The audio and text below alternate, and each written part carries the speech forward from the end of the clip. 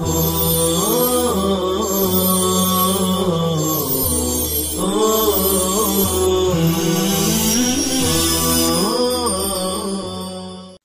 اللہ الرحمن الرحیم والصلاة والسلام علی رسول اللہ وعلی آلہ وصحبہ اجمعین وبعد۔ ترجمۃ الباب ہے باب فی فضل اصحاب النبی صلی اللہ علیہ وسلم۔ روایت ان کے شیخ عمرو ابن عون کے حوالے سے چلتی ہے، حدثنا عمرو بن عون، اور روایت کا منتہائے سند ہے عن عمران بن حسین رضی اللہ عنہ قال قال رسول اللہ صلی اللہ علیہ وسلم خیر امتی القرن الذی بعثت فیہم ثم الذین یلونہم ثم الذین یلونہم واللہ اعلم اذکر الثالث ام لا ثم يظهر قوم يشهدون ولا يستشهدون وينذرون ولا يوفون ويخونون ولا يؤتمنون ويفشو فيهم السمن۔ اس میں جناب نبی کریم صلی اللہ علیہ وسلم ارشاد فرماتے ہیں کہ سب سے بہترین امت میری اس صدی کے لوگ ہیں، اس قرن کے لوگ ہیں، اس زمانے کے لوگ ہیں جن میں میری بعثت ہوئی، جن میں نبی بنایا گیا۔ پھر خیریت اس کے بعد کے لوگوں میں ہے، اور پھر خیریت اس کے بعد کے لوگوں میں ہے۔ راوی حضرت عمران فرماتے ہیں کہ اللہ ہی بہتر جانتا ہے، مجھے تو یاد نہیں ہے کہ حضور صلی اللہ علیہ وسلم نے ثالث کا تذکرہ کیا یا نہیں کیا، قرن ثالث کا تذکرہ کیا یا نہیں کیا۔ پھر حضور آگے فرماتے ہیں کہ ثم الذین یلونہم ثم الذین یلونہم کے بعد ایسے لوگ وجود پذیر، ظہور پذیر ہوں گے جو گواہیاں دینے میں سبقت کرتے پھریں گے، بلا ضرورت گواہی دیں گے، جبکہ ان سے گواہی طلب بھی نہیں کی جائے گی۔ اور ایسے لوگ ظہور پذیر ہوں گے جو منتیں تو بہت مانیں گے لیکن منتوں کو پورا نہیں کریں گے، جذباتی ہوں گے۔ اور ایسے لوگ ہوں گے جو خیانتیں کریں گے، اور ان کی خیانتوں کی وجہ سے ان پر لوگ اعتماد نہیں کریں گے، ان کے پاس امانت نہیں رکھی جائے گی، اور ان میں کھا کھا کر بتکلف موٹاپا بڑھتا جائے گا۔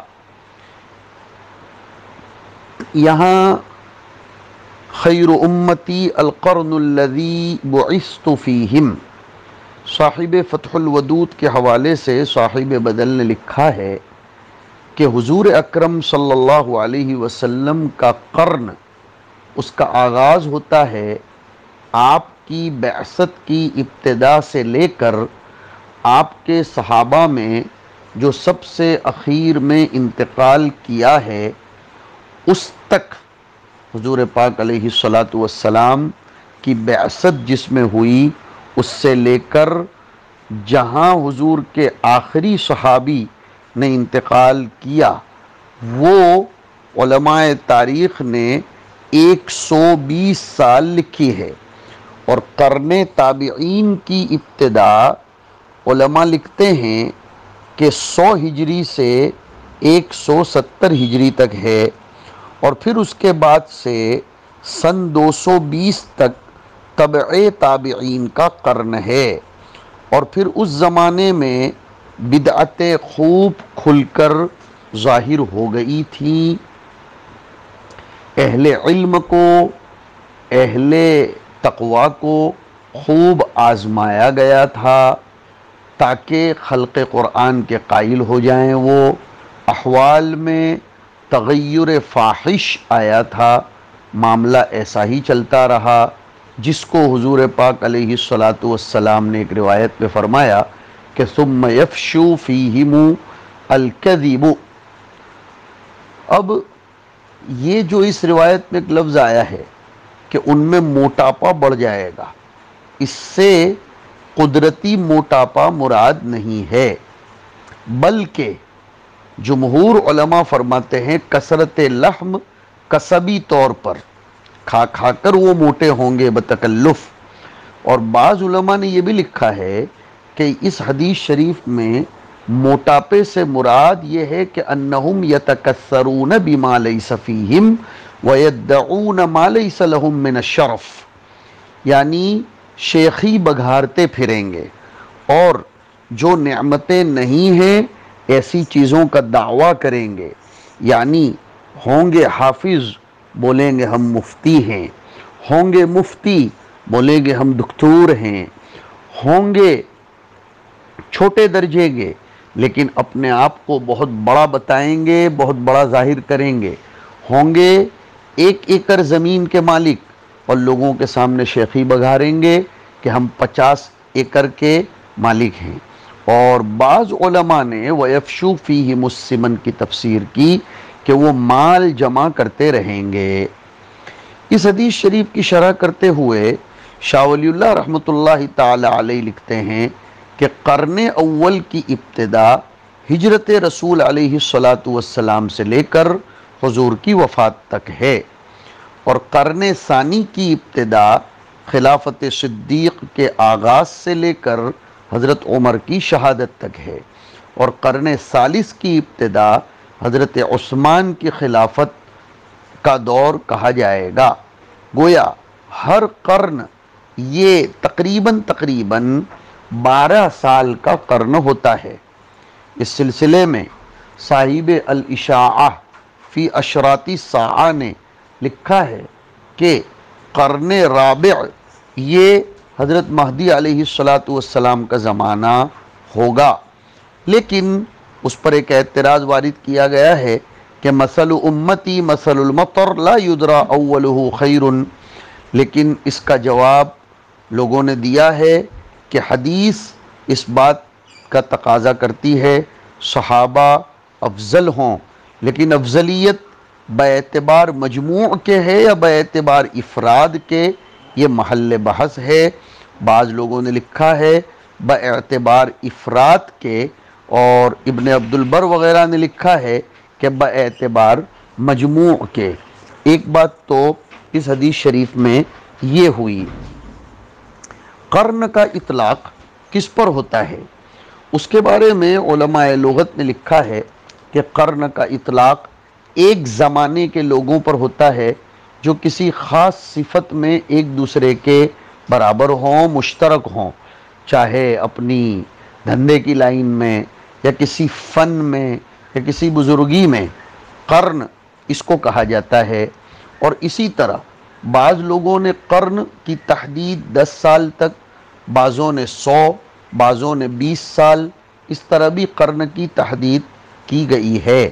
اور بعض لوگوں نے یہ بھی لکھا ہے کہ ہر زمانے کی عمروں کا توسط جو ہوتا ہے اس اعتبار سے قرن طے کیا جائے گا۔ کیا مطلب طلبہ؟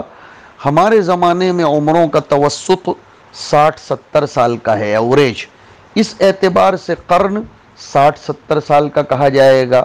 جس زمانے میں لوگوں کی عمروں کا توسط اور ایوریج 90-100 سال کا تھا، اس زمانے میں 100 سال کو قرن کہا جائے گا۔ یہ بات بہت اچھی لگتی ہے اور دل کو بھا جانے والی بھی ہے۔ آپ دیکھ رہے ہیں اس حدیث شریف میں خیر امتی القرن الذی بعثت فیہم ایک قرن، ثم الذین یلونہم دوسرا قرن، اور ثم الذین یلونہم تیسرا قرن ہے۔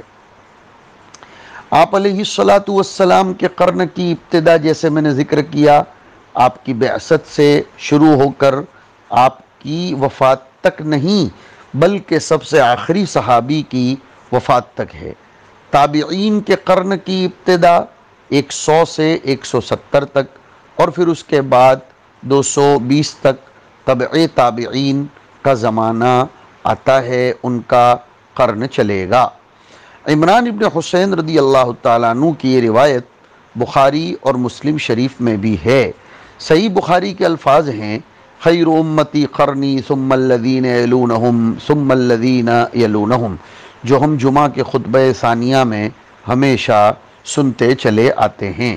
اس لیے 2 قرن تو متیقن ہیں، ایک حضور کا قرن اور 2 اس کے بعد تابعین اور تبع تابعین کے۔ اس طرح یہ کل 3 ہوئے۔ اس کے بعد راوی کہتے ہیں کہ فلا ادری اذکر الثالث ام لا، یعنی ثم الذین یلونہم 2 مرتبہ فرمانے کے بعد تیسری مرتبہ بھی فرمایا یا نہیں، اس میں راوی کو شک ہے۔ اگر تیسری مرتبہ بھی فرمایا، کون سا جملہ؟ ثم الذین یلونہم 1 دفعہ، ثم الذین یلونہم دوسری دفعہ، اور تیسری دفعہ بھی فرمایا گیا ہو تو قرن کے اعتبار سے وہ قرن رابع ہوگا۔ سمجھیے اس کو اچھی طرح، اس لیے کہ خیر امتی القرن الذی بعثت فیہم 1 قرن، ثم الذین یلونہم دوسرا قرن، اور ثم الذین یلونہم تیسرا قرن۔ لیکن یہاں کہنے کا منشا یہ ہے کہ ثم الذین یلونہم ثم الذین یلونہم 2 مرتبہ اور تیسری مرتبہ ثم الذین یلونہم فرمایا یا نہیں فرمایا، یہ راوی کو اچھی طرح یاد نہیں ہے، وہ امانت علمیہ سے کام لے رہے ہیں، اور اس طریقے کے الفاظ روایتوں میں آئے ہیں۔ اور حضرت عبداللہ ابن مسعود رضی اللہ تعالیٰ عنہ کی حدیث میں تو اس طرح آیا کہ خیر امتی القرن الذین یلوننی ثم الذین یلونہم ثم الذین یلونہم۔ ایک روایت اس طرح آئی کہ حضور صلی اللہ علیہ وسلم سے دریافت کیا گیا ای الناس خیر، قال قرنی ثم الذین یلونہم ثم الذین یلونہم۔ عبداللہ ابن مسعود کی حدیث میں آپ کے بعد بلا اختلاف 2 قرن مذکور ہیں، لیکن صحیح مسلم میں ابو ہریرہ کی حدیث کے لفظ یہ ہیں، آپ سنیں گے کہ خیر امتی الذین بعثت فیہم ثم الذین یلونہم واللہ اعلم اذکر الثالث ام لا۔ یہ اس طریقے کی کچھ باتیں اس روایت میں ہیں۔ بہرحال ہمارے مصنف اس سے خیر امتی القرن الذی بعثت فیہم، اس میں صحابہ کرام کی افضلیت اور خیریت کو بتانا چاہتے ہیں، اس لیے کہ اسی قرن میں حضور کی بعثت ہوئی تھی۔ تو ترجمۃ الباب تو سمجھ میں آ گیا۔ اب جمہور کی رائے تو ہم نے ذکر کر دی، اور بعض لوگ یہ کہتے ہیں کہ قرن اول حضور کی ہجرت سے حضور کی وفات تک، جیسے میں نے سنایا، قرن ثانی خلافت صدیق سے شہادت عمر تک، قرن ثالث خلافت عثمان کا زمانہ۔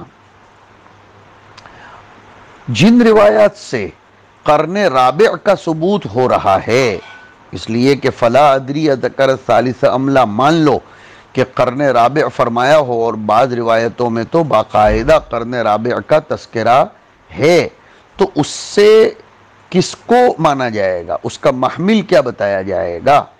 تو اس کے بارے میں حضرت مہدی علیہ السلام کا زمانہ بتایا گیا ہے، لیکن ہمیں یہاں سوال ہوتا ہے کہ قرون ثلاثہ سے حضرت مہدی کا زمانہ منفصل ہوگا، تسلسل باقی نہیں رہے گا۔ اس لیے ایک روایت میں آیا ثلاثۃ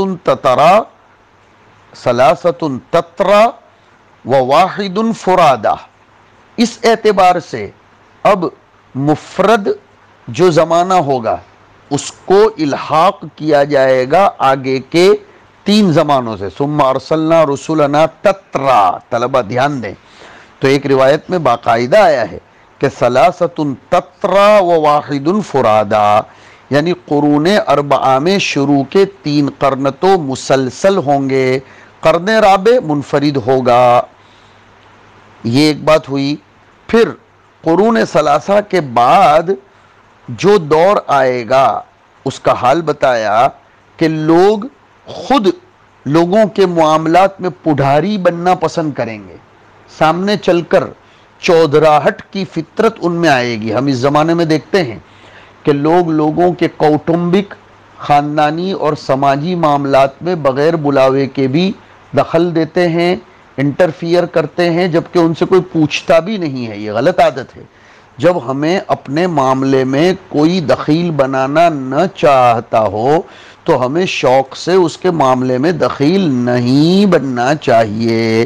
کچھ لوگ اپنے آپ کو بڑا بتانے اور بنانے کے لیے لوگوں کے معاملات میں از خود آگے بڑھتے ہیں، لوگوں کے معاملات میں گواہی دیتے ہیں، اگرچہ ان سے گواہی طلب نہیں کی جاتی، مشورے نہیں مانگے جاتے، لیکن مشورے دیتے پھرتے ہیں اور نظریں مانتے ہیں اور ان کو پورا نہیں کرتے۔ جبکہ قرآن شریف میں ابرار لوگوں کی صفت بیان کی گئی، یوفون بالنذر ویخافون یوما کان شرہ مستطیرا۔ نظر اولاً تو مت مانو، لیکن ماننا ہے تو اس کو پورا کرو۔ اور پھر فرمایا طرح طرح کی لوگ خیانتیں کریں گے۔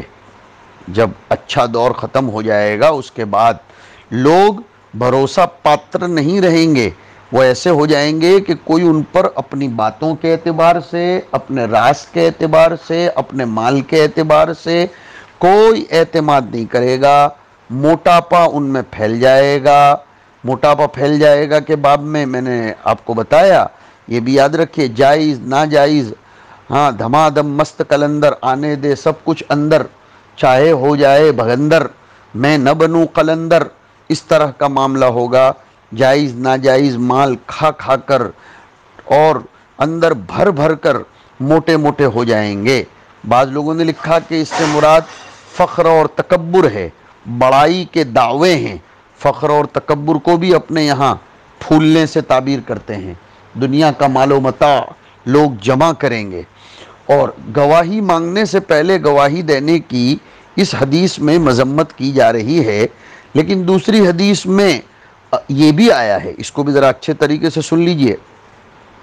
اگر ہمارے گواہی دینے سے کسی کی مظلومیت ختم ہو جاتی ہو، ہمارے گواہی دینے سے کوئی بیچارہ مظلومیت کے دائرے سے نکل جاتا ہو اور اس کو اس کا حق واجب ہماری گواہی کی برکت سے مل جاتا ہو، تو پھر گواہی دینے میں کوئی حرج نہیں ہے۔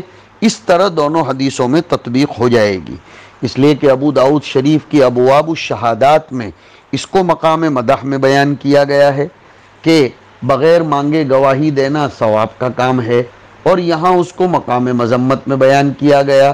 لہذا اختلاف الاقوال باعتباری اختلاف الاحوال، دورے کے طلباء کو شروع میں یہ ایک جواب بھی ذہن میں رکھنا چاہیے کہ اللہ کے رسول علیہ السلام حالات کے اعتبار سے الگ الگ باتیں ارشاد فرماتے تھے۔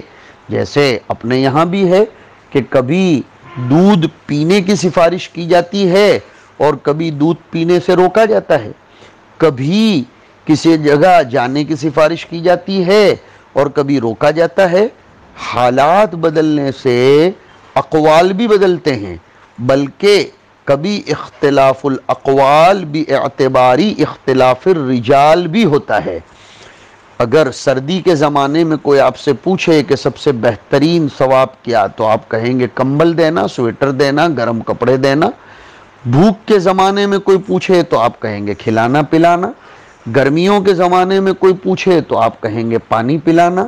لہذا اس میں کوئی تعارض پیدا کرنے کی ضرورت نہیں ہے۔ بہرحال اس روایت سے نبی کریم صلی اللہ علیہ وسلم کے صحابہ کے زمانے کی افضلیت اور خیریت بتلائی جا رہی ہے۔ صحابہ کی باب میں ہمیں زیادہ فضائل بتلانے کی ضرورت نہیں ہے، آپ دورے کے طلباء ہیں، جانتے ہیں۔ مزید آگے کبھی اس پر کلام کریں گے۔ حق تعالی شانہ ہمیں عظمت صحابہ، عقیدت صحابہ کا حامل بنائے اور وقت آنے پر اس سے مکمل دفاع کرنے والا بنائے۔ وصلی اللہ وسلم علی نبینا و مولانا محمد وعلی آلہ وصحبہ اجمعین۔